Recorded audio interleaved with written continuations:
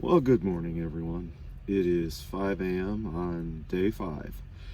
Had a great time last night at Great Bend. Nice little track. Obviously ran a 13:025 run on the number. So good time overall. I'm in the top 15 now. So moved up from, it was actually 19th, where I was before, to 15th with that run. Not sure if I can get to 14th or not. I don't think I can get any better than that.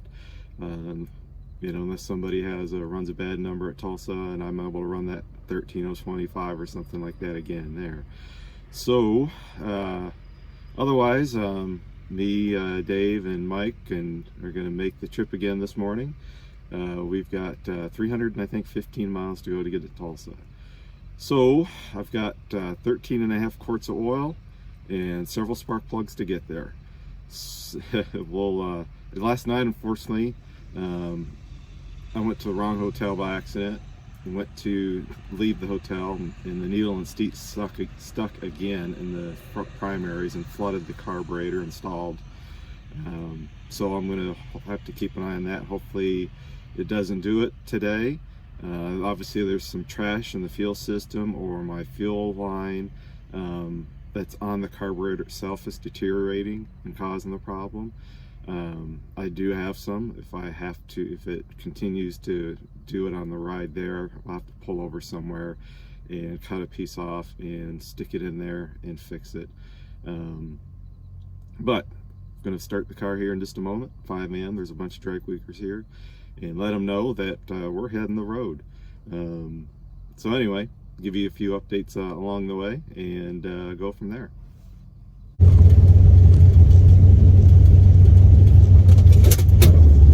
Well, guys, we're 1 hour on the run and we had to pull over.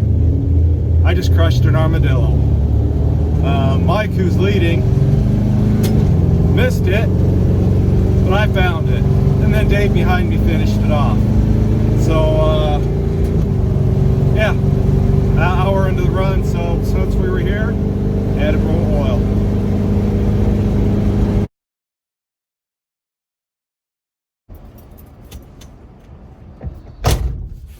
Well, guys, it's been a hell of a start to the day. And not 45 minutes later, the alternator takes a dump. So we're on the side of the highway, and I have a spare alternator, so thank God I brought one of those.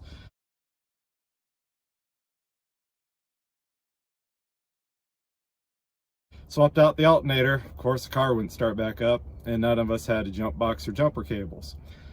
So another race wicker stopped by. Unfortunately, his jump box was dead, and so Mike ran and got a pair of jump cables. So by the time I got the alternator all swapped out, trailer all packed back up and everything, Mike showed up. We were able to get the car jump started, and so we're running a little bit behind this morning. So I think we'll be rolling in if we're lucky by the time around 3 o'clock maybe today, because we're definitely behind a little bit. So anyway, that's kind of the adventure so far today.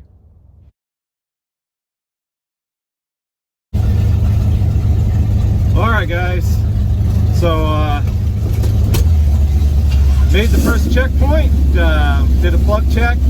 Actually, with these new platinum hotter range plugs, basically there was a little carbon on there. Was able to flake it off, and basically just took a wire brush and cleaned them up a little bit. Otherwise, they were definitely doing much better than the other plugs. So anyway, just pulling out of the gas station, just topped off. 110 miles to go to the track. Well, here it is, guys. I made it to Tulsa Raceway for day 5. Not without its problems, because she was stalling. The last 15 miles were ridiculous. The primaries kept sticking again, and a big thanks to Mike and 40 for sticking with me, making sure I got here.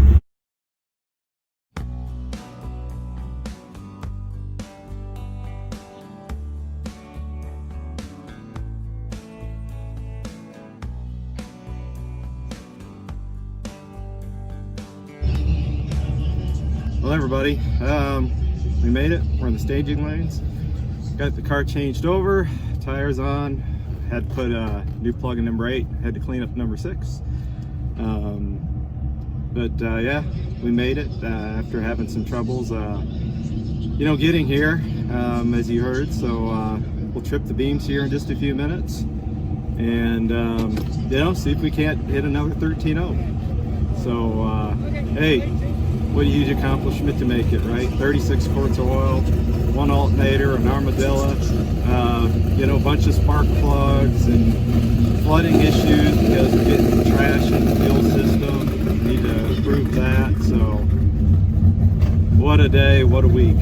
So anyway, guys, hope you kind of enjoyed the journey and watched the couple of passes here, and you know, I'll try to video a little bit of the award ceremony. Obviously I'm not going to get nothing, but congratulate those winners. And yeah, I had a great time overall, even with all the struggles and stuff. I mean, that's what it's about, right? 1,200 miles. And you know, if it wasn't for the fuel system, I think, and being have a little low compression, you know, would have had a pretty good overall week. So hey, still to hit some 12s with 6.5 cylinders and 13 flat, 16, you know, 6.5. Getting to see some tracks that I've never been to was really cool. So anyway, we'll get suited up here, and hopefully they'll run us pretty quick so we don't sit in the hot car too long.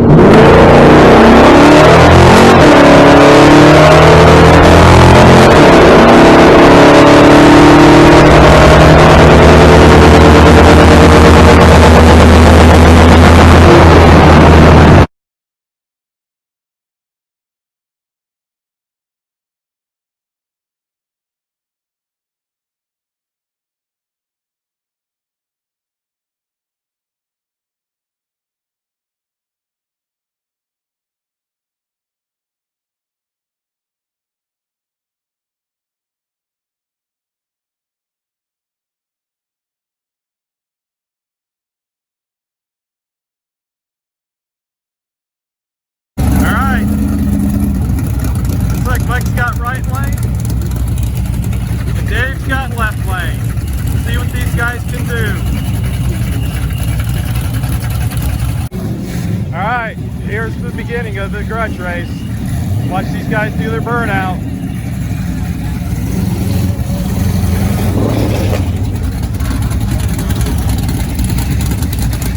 Mike and 40 versus Dave.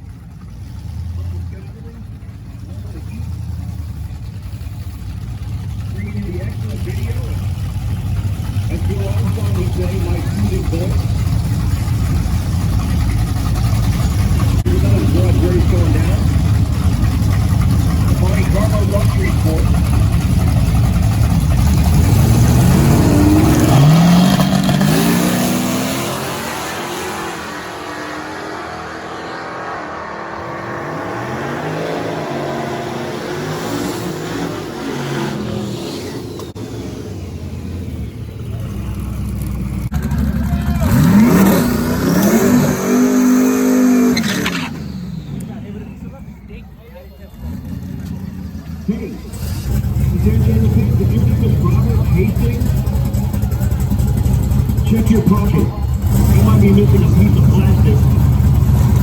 Swing by the Rocky Mountain Race Week tent with an ID, and you can have that back. Again, Robert Hastings. Don't get your credit card. All right. Here comes Cleveland.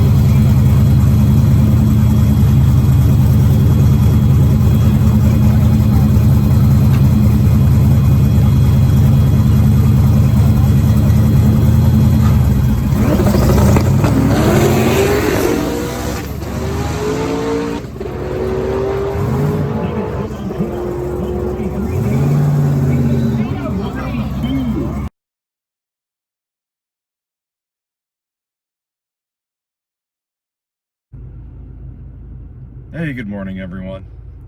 Well, after getting, I guess about 6 hours of sleep last night, maybe 6.5, got into the hotel, I don't know, right around midnight, maybe 11:30, 11:45. Stuck around for most of the award ceremony. It was getting late. Was getting extremely tired, knowing I've got 16.5 hour drive back. Car, hey, car, for what it was, did what it was supposed to do for the most part. If I hadn't had the fuel issue, I think I could have actually, run some more 13.0s, because that's what was having problems with on Tuesday, was needle and seat issues. And then again, yesterday, just got trash in the fuel somewhere. So we got to definitely, put an extra filter in there, clean the system out and go from there. Obviously build a different engine for it. I'd like to take time. Matt and June did a phenomenal job, with the event overall. To all the racers that came out and had a good time and that stopped along the way, when we were pulled over, or checking on us, when we got to the pit areas, to make sure we were, if there was anything we needed, that kind of stuff. So, it was definitely a good time. A big shout out to Dave and Kuda Rick and Mike and Carl, for letting me ride with them guys, for a couple of different times. Had a good time with those guys, the whole week. So, now it's the long ride home. And of course, when I went and got the trailer, the one tire was low on air. So I had to make a stop last night. I think it was right around, I don't know, 11:30, something like that, to put air in it. So I still got air in it this morning. So I'm going to drive for a few hours, and probably the next gas station I come to for fuel, probably put some more air in it so I can lift this trailer back to U-Haul, tell them what a nice piece it was. And then, go from there. So hopefully the ride home will be just as uneventful as the ride there. That's kind of it. So anyway, let you guys, we'll go from there.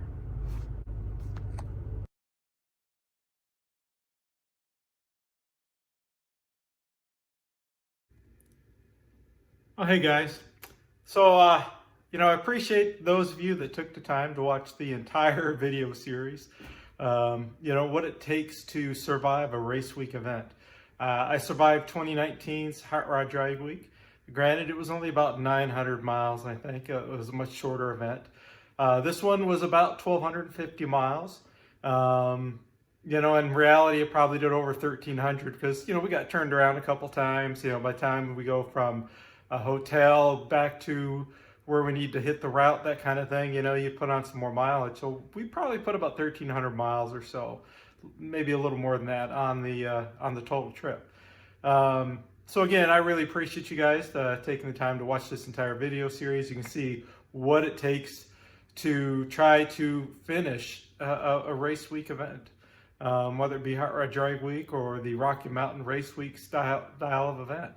You got to have a good cooling system. You got to have a good transmission. You got to have some spare parts. You need to have, people to ride with to be able to help you out, if you run into situations. And everybody's willing to jump in. We had Jason Tapscott stop by, one time when I had the alternator issue real early in the morning. I had Gebhardt stop by right before we were getting to Tulsa, when I was having flooding issues with the carburetor. Race weekers, obviously everybody wants to see you, compete and finish the event, right? They want to be able to loan you parts or tools. Somebody gave me a needle and seat to try to make sure it wasn't my needle and seat, and it wasn't that. I wish I would have done a racer in need for a 6AN fuel filter, which may have saved me a lot of troubles, because I did have a few extra fittings and some extra line. I might have been able to use that to maybe, keep me from stalling out on the side of the highway, which kind of sucked, that happening. But anyway, again, I just want to say thank you to everybody. So what I'm going to do here in a couple weeks, I'm going to relax this weekend, not do anything. Just kind of sit back, maybe unpack the car, put my tools away, a lot of my stuff. I kind of had a little area where I set, dry week type stuff only, and I'm going to kind of create that little pile again for next year. Then I'm going to pull this thing out in a couple weeks, and we're going to take a look at why did number 8 decide to consume so much oil? Because when I had the heads off of it, and cleaned the block up and everything, there was no indication that number 8 was going to do that. I knew number 6 was in a little bit of trouble. I figured it would be a little low on compression. I'm going to run a compression check before I pull the engine out, and we'll do all that kind of stuff. And like I said, I'll pull the engine in a couple weeks, pull the heads and pull everything off this thing, and see why did number 8 not like life, as much. Why was it so bad? And we'll see if the rings were just so gummed up and stuck. Was there a ring that was broken? I have no idea. Like I said, there was no indication that I was going to have that kind of trouble, when I got this short block. But it is what it is. Hey, we finished race week. That was the key. I think I finished 16th out of like 25 cars. I was shooting for, top 10. Heartland really killed me. Turning in a 13.5, and then with all the carburetor issues I had at Tulsa, it kept on the top end, as you saw, it kept skipping, and then it'd pick up again, so just all those things kind of caused me to miss out at least on a top 10. So anyway, again, stick around, like, subscribe, hit the little bell, as they say, and thanks for taking the time to watch. You guys take care.